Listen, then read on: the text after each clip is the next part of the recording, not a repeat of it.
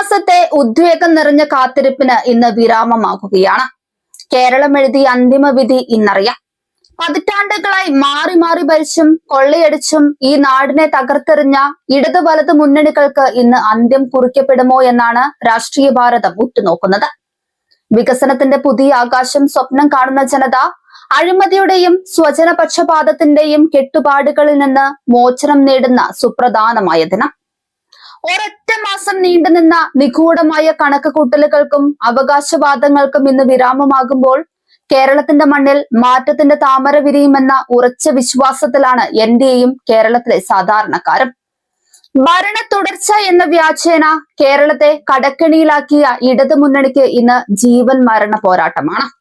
ബംഗാളിലും ത്രിപുരയിലും ജനം തൂത്തെറിഞ്ഞ ഒരു പ്രസ്ഥാനത്തിന്റെ അവസാനത്തെ അത്താണിയാണ് കേരളം.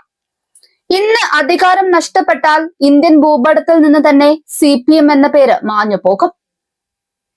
കഴിഞ്ഞ ലോക്സഭാ തെരഞ്ഞെടുപ്പിൽ വെറും 4 സീറ്റിലേക്ക് ഒതുങ്ങിയ ഇവർക്ക് ദേശീയതലത്തിൽ ഇനി യാതൊരു പ്രസക്തിയുമില്ല. കേരളത്തിലെ ഖജനാവ് കൊള്ളയടിച്ച് കിട്ടുന്ന പണം കൊണ്ട് മാത്രം നിലനിൽക്കുന്ന ഈ പാർട്ടിക്ക് ഇനിയൊരു പരാജയം താങ്ങാനാവില്ല. പ്രാദേശിക തലത്തിൽ അണികൾ പോലും കൈവിട്ടു തുടങ്ങിയ CPMന്റെ പതനത്തിന്റെ തുടക്കമായിരിക്കും ഈ ജനവിധി. അധികാരം പോയാൽ പാർട്ടി സംവിധാനം തന്നെ തകർന്നടിയുന്ന കാഴ്ചയാകും വരും ദിവസങ്ങളിൽ കേരളം കാണുക. മറുഭാഗത്ത് അധികാരമില്ലാതെ ഒരു നിമിഷം പോലും നിലനിൽക്കാൻ കഴിയാത്ത കോൺഗ്രസിന്റെയും UDFന്റെയും അവസ്ഥ ദയനീയമാണ്. 10 വർഷം അധികാരത്തിന് പുറത്തിരുന്ന് അവർക്ക് ഇത്തവണയും തിരിച്ചു വരാനായില്ലെങ്കിൽ UDF എന്ന സംവിധാനം തന്നെ അറബിക്കടലിൽ ലയിക്കും.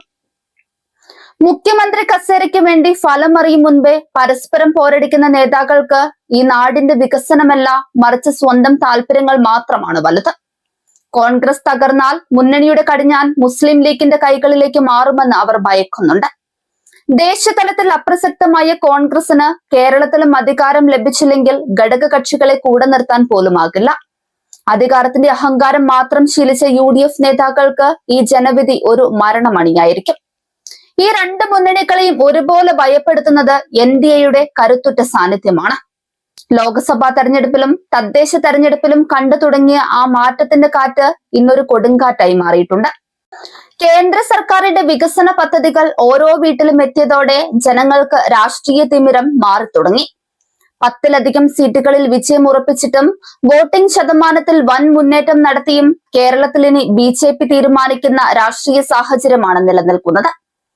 LDFും UDFും ഒത്തുകളിയും വോട്ട് മറിച്ചും BJPയെ തടയാൻ ശ്രമിക്കുമ്പോഴും സാധാരണക്കാരായ വോട്ടർമാർ ദേശീയതയ്ക്കും വികസനത്തിനും ഒപ്പമാണ്. കേരളം ഇനി ആരുടെയും കുടുംബ സ്വത്തല്ലെന്നും ജനവിധി വികസനത്തിന്റെ പുത്തൻ പാതയിലേക്കാണെന്നും ഉറപ്പിക്കുന്ന വാർത്തകളായിരിക്കും ഇന്ന് പുറത്തു വരിക. അഴിമതിക്കാർക്കും വർഗീയ പ്രീണനം നടത്തുന്നവർക്കും ഈ മണ്ണിൽ ഇനി സ്ഥാനമില്ലെന്ന് പ്രഖ്യാപിക്കുന്ന ചരിത്ര പ്രധാനമായ നിമിഷത്തിനാണ് കേരളം സാക്ഷ്യം വഹിക്കാൻ പോകുന്നത്. ബാക്കി വരും മണിക്കൂറുകളിൽ കാത്തിരുന്ന് കാണാം.